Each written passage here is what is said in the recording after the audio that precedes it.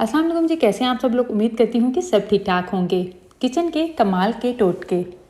Number 1, अगर गोभी बनाते वक्त इसमें 2-3 चम्मच दूध डाल दिया जाए तो इससे गोभी की बसांत ख़त्म हो जाती है। और अगर गोभी का बादीपन आप ख़त्म करना चाहते हैं तो आप थोड़ी सी काली मिर्च इसके ऊपर छिड़क दें, गोभी का बादीपन ख़त्म हो जाएगा।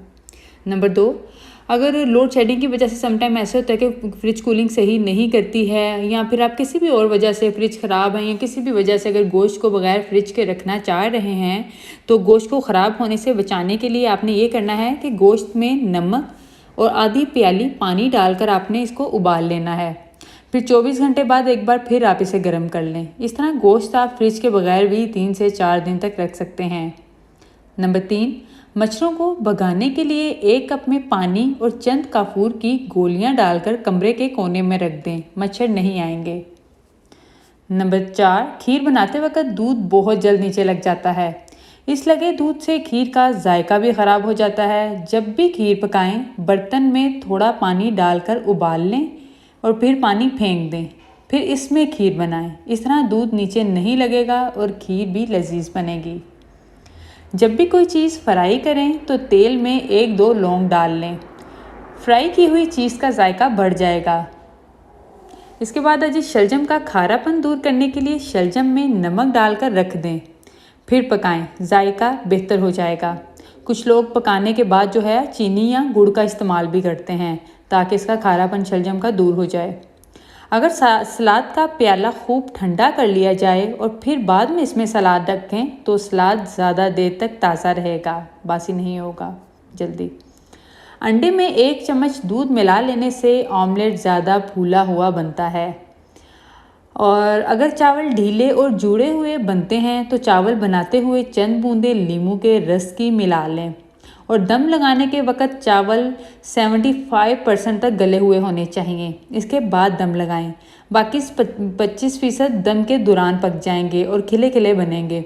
अगर आप चावलों को पहले ही मुकम्मल गला लेते हैं, बाद में दम पर लगाते हैं, यानी दम पर लगाने से पहले ही आप मुकम्मल इनको 90-95% तक भी अगर गला लेते हैं तो चावल जो हैं वो दम के बाद ढीले हो जाते हैं, जुड़ जाते हैं। इसलिए ये 75% तक जो है चावल जो है गले हुए होने चाहिए दम लगाने के टाइम पर। ठीक है जी, ये बात आपने याद रखनी है। और सब्ज़ मिर्चों की जलन हाथ से दूर करने के लिए हाथ चीनी मिले पानी में डुबोएं या बर्फ़ की टकोर करें।